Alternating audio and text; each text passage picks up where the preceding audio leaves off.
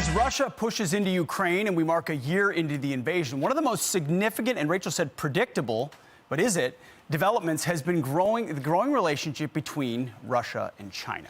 But how did this alliance start? Let's go off the wall to look back at the two countries' key moments in history. Wasn't always an easy relationship between Russia, or then the Soviet Union, and China. If you look back starting in the 1960s, there was a split between the two communist nations at that time, Pete. And that was the moment both of them emerged from different contexts, right? So you had the Communist Manifesto and Marx and the rise of communism. You had a civil war that was fought inside China for basically 30 years. Mao Zedong led it, founded the Chinese Communist Party. But that happened during World War II. So China ultimately was left out of the world order that was established after World War II.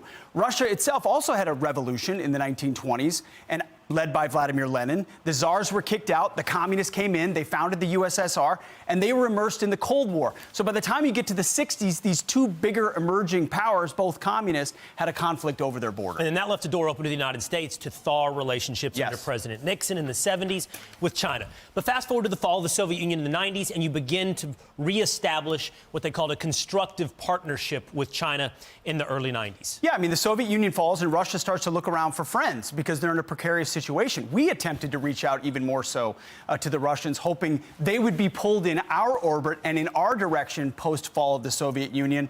One of the people we pinned some hopes on, actually, was Vladimir Putin. At the turn of the century, George Bush and others looked to create a constructive relationship.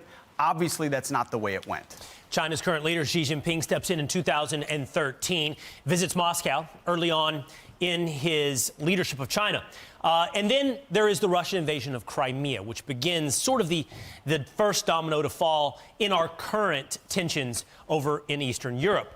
And the U.S. sanctions Russia for that annexation of China. For sure. So we allow it to happen. It happens. We come out against it, but Xi Jinping is willing to back Vladimir Putin. You got two really ambitious individuals here that lead two very powerful civilizations who want the future to be theirs, but they have one immovable object in front of them, and that's the United States of America. Right. So do they try to fight against us independently, or do they slowly but surely start to come together to get rid of the West so that they can then figure out who's in charge in the future? And that's why we're having this conversation, because that's what we've seen as of late, them coming together in opposition to the United States. Let's take a look. Let's dive in just a little bit more into their shared history. 1991, they sign a border agreement. Now, they share a 2,600-mile border to China and Russia. So if they decided to squabble over that endlessly, you could, and that's what the first war was premised on in 1960. By signing that agreement, they basically end that and say, we don't have to worry about threats from each other, which allow them to export elsewhere and worry about other, both internal. Remember, internal threats are huge for these communist countries. They live on suppression of their population. So if they're worrying about a border dispute, it distracts them from their own population and other foreign ambitions. But the real backdrop to any of these potential wars is the economic backdrop. And that is the economic war that starts and often predates the kinetic war. And what's happening? China and Russia's economy getting more intertwined. First of all, China is Russia's #1 export destination for crude as a singular country. It is their primary place. Now, they send a lot to Europe, and that's why this war has been such an important point. But in the wake of that, China has become their #1 single recipient of Russian oil exports. And much like the rest of the world, China then turns around and exports telephones, computers, technologies, and others into Russia. Again, what a great relationship. We'll give you energy, we'll give you the technology, which already comes with the ability to censor, because the Chinese do that so well. The Russians want to do that as well with their population. So as we push more and more sanctions, the relief valve for the Russians are the Chinese, willing participants economically to continue to fuel Russia's economy. I found this stat fascinating. Of the 60 automobile brands sold in Russia, 14 are left. 14 out of 60 brands are left. 11 of those car manufacturers are in China. Yeah, China is willing to bankroll as a backstop Russia right now. The big question that we'll introduce in the future is, what if it becomes weapons also? Pushing for more tourism from Chinese, fewer Europeans visiting Russia in the wake of this war, more Chinese visiting.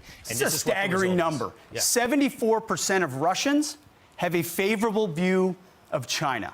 That's fertile ground for increased partnership between those two countries, especially when there's a lot of dissatisfaction amongst the Russian population of the war in Ukraine. Although Vladimir Putin consolidated a lot of that, and the war has become more popular inside Russia than it was at the beginning. Talk about the oil imports increasing over the last year or so. Let's talk really quickly about the growing relationship between Russia and China just in the past 18 months, last year. Beijing has not condemned Russia's invasion of Ukraine. You know what? Part of the reason they don't want to condemn it is because they don't want their move on Taiwan to be condemned by Moscow. So they've stood on the sidelines here and allowed Vladimir Putin to do what he wants. Russia's turning to cut its dependence on the U.S. dollar, buying up more Chinese yuan. Again, they don't want a world dominated by the U.S. So if the dollar is dominant, their ability to influence international trade is lessened. So Russia turning to the Chinese, massive economy, big significance. And now Xi is preparing to visit China. And now face to face. Yeah. And if they formalize this relationship militarily even more, and we bog down in Ukraine, what happens when when China moves on Taiwan? Exactly. There are many saying that the world has already divided economically between East and West. The real threat next is, do they divide militarily along those very same lines, right, East and West? I'm Steve Doocy. I'm Brian Kilmeade. And I'm Ainsley Earhart. And click here to subscribe to the Fox News YouTube page to catch our hottest interviews and most compelling analysis.